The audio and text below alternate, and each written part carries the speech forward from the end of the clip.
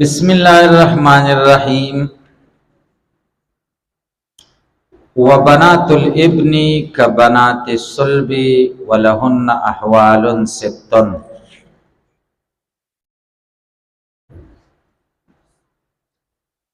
तासु दा खबर زده کړې ده چې ذویل پروز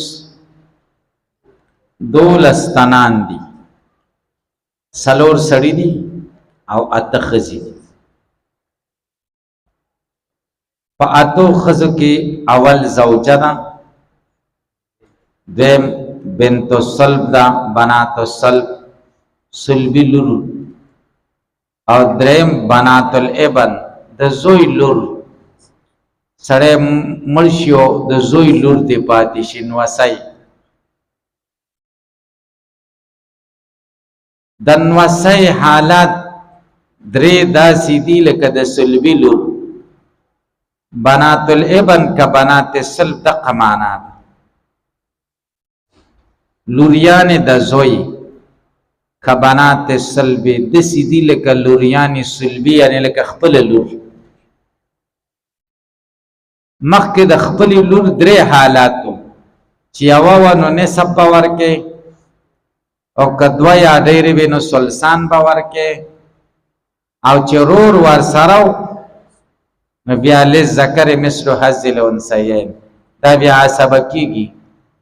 دې ته عصبه بالغیر وایي. هلکه پرې پوه شئ.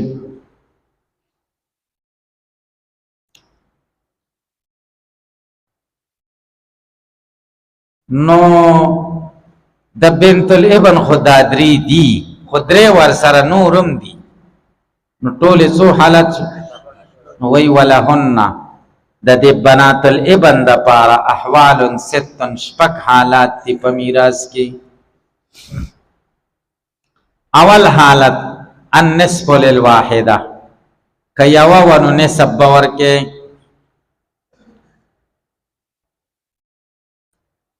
دا اول حالت شو. دا شی لږ رانږدې کړه.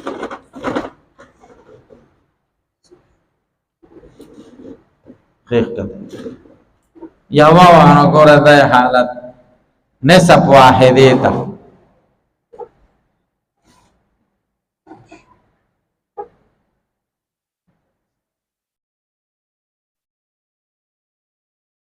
زید مړ شي او پاتې ته یوه بنت الابن شو، او یو ته عم پاتې شي. بنت الابن ته نیم دی نصف چې راشي مسله کې، مسله د دوو نیم به دې ته ورکې او نیم به دې ته ورکې په طریقې د عصوبت سره. هلکه پرې پوه شئ. نو نصف یوې ته شو. دا یو صورت شو. دویم والثلثان للاثنتین فصاعدة، ثلثان به دوو ته ورکې، که دوه وي نو بیا ثلثان دي. فصاعدة یا د دوو نه زیاتې وي، 3 4 5 سو چې وي نو ثلثان دي. د لوریانو به د ثلثانو نه زیاتې نه وي، خو په هغه صورت کې عند عدم بنات الصلب چې صلبي لور نه وي بیا به دې ته ثلثان ورکړي. هلکه پرې پوه شئ.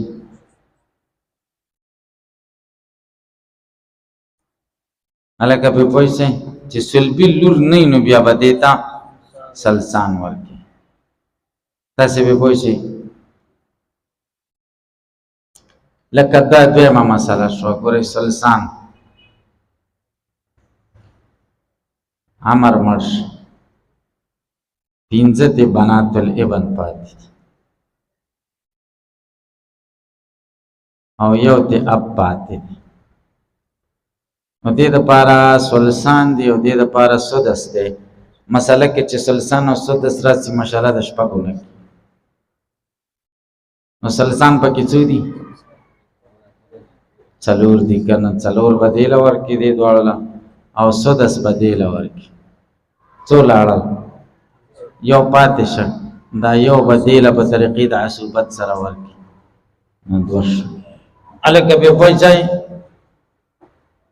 فرض او داغه صورت دی چې اب پکې فرض او تعصیب وړي. خدای دې وکړي چې تاسو پرې پوه شئ.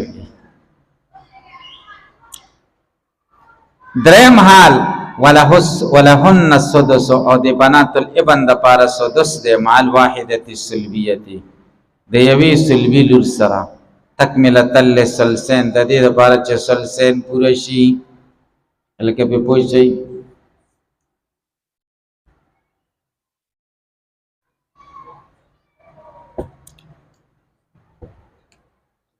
لکه وګورئ دا دریم صورت بکر مرش بکر غریب مرش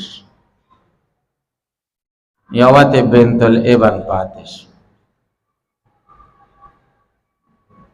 یو دیم ته بنت پاتش او دریم ته جد پاتش جد نو جد د پاره سلس ده د پاره سدس د پاره نسب نو مسله د شپږونه کی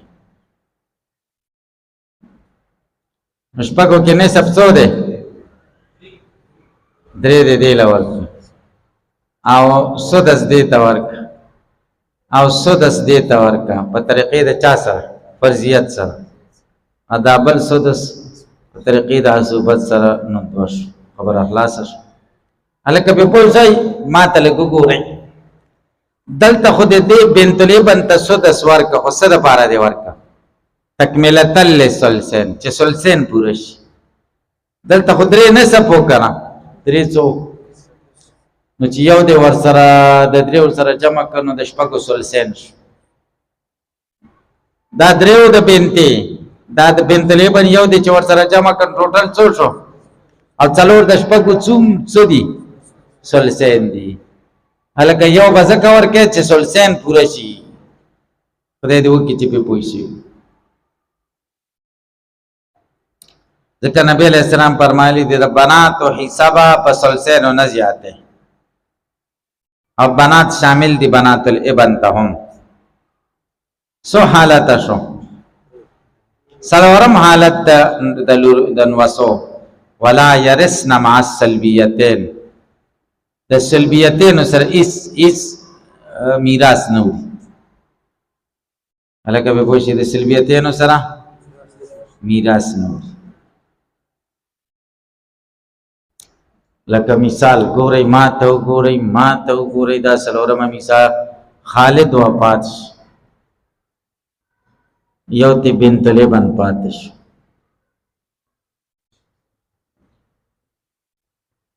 او دوه تی بنتې پاتې شو خپلې لونې او یو تی جد پاتې شو نو جد دپاره سدس مسله به د شپږو نه کړي نو د بنتې نو د دوو بنتو دپاره څو دي سلسین نو څلور د دې شو او د جد دپاره سدس دی په طریقې د فرضیت سره او دا بل په طریقې د عصوبت سره نو دوه شپږ لاړل دا ساقطه شو دلته به سین لیکې ساقط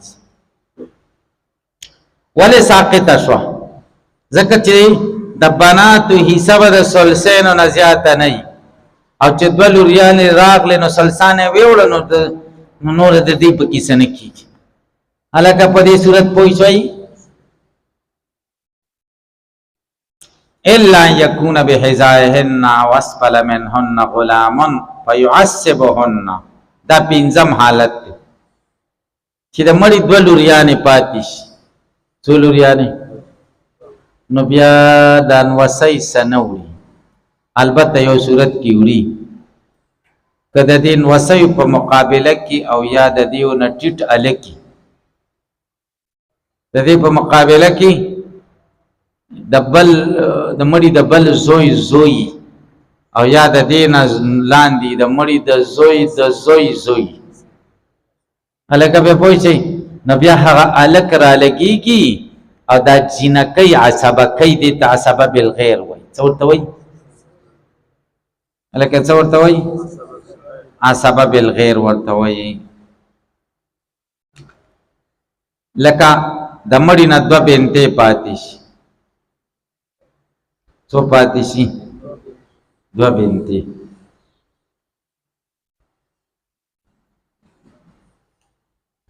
ګورئ داسې مسله ده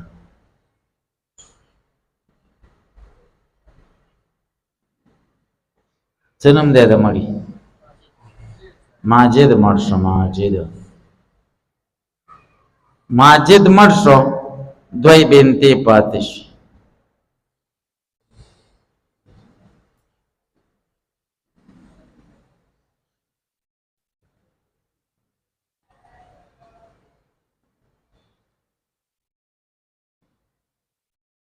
یو بنت الابن پاتې شو او ورسره دلته ابن الابن یا یا یا یا ابن المیت ابن الابن یا ابن الابن. ابن الابن د نوړي مونوسه شو او دا ابن الابن د مړي کړواسه شو. نو دا ابن الابن خود دې سره برابر دی کنه، ځکه د بنت الابن هم د مړي سره یو واسطه ده او د دیم د ور سره او د ابن الابن د دې خود واسطه شي د مړي سره. دا خورا ټیټ شکره ک اری یو نو بنت الابن ته سلسان ورکینو مسله سلسان پکې رااله نو مسله د دریو نشو سلسان د دې شو او بیا به دسې وکي دسې یو سلس د دیو شریک شي یو سلس بل ذکر مثل حظ الانثیین. خدای دې وکړي چې تاسو به پوه شئ په دې مسله پوه شئ الا یکون بحذائهن مگر کده بنت الابن په مقابله کې سوکی او باسفل منهن یاتی ټیټ غلام الکی نو فیعصبهن دا بنات الابن عصبکی نو والباقی بینهم للذکر مثل حظ الانثیین او باقی به د دې په منځ کې لذکر مثل حظ الانثیین. الکه به پوه شئ به پوه نه شئ. شپږم حالت ويسقطن بالابن ويسقطن بالابن او دا لوریان ساقطی د بنت ابن ساقطی کی په ابن ولی ځکه ابن د مړی نږدې د مړی تا سړی مړ شو یو ته زوی پاتې شو او یو ته د بل زوی لور پاتې شو نو د مال بټول زوی وړي او د بل زوی لور ختمه ولی ځکه د میراث قاعده د القربا تحجب البعدا نږدې خلک چې دا حاجب کیږي د چا د پاره لرو د پاره چې نږدې نو لرو ته حاجت نه نو دا دغه نږدې دی کنه څوک نږدې دی لکه په پوښتنه لکه مثال بدل تشیر ته ولیکم دلته ولیکم دا د سقوط مثال دی. څوک مرشه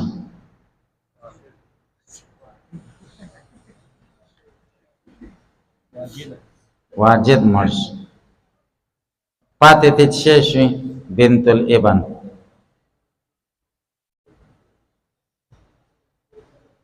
بنت الابن او یو ته ابن پاتې شي څوک ته پاتې شه ابن او یو د مړی اب پاتې شي نو اب ته سدس دی مسله کې سدس راغی مسله سونه کې شپږمه کې شپږو کې شپږمه اب ته ورکه یو او دا باقی ابن عصبه دی پنځه دی د ته ورکه او دې سره بلاندې سولې کې سین به ورسره کې ساقط شي.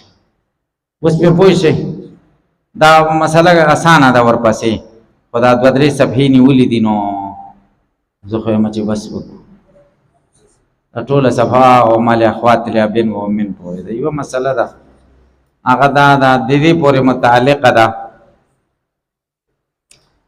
چې زوی راشي نو بیا لور ساقطیږي او یا لور عصبه کېږي چې لاندې که نه او یې بس داسې چل دی دې قیسې پورې تړلې خبره ده زه دا به سبا وګورم.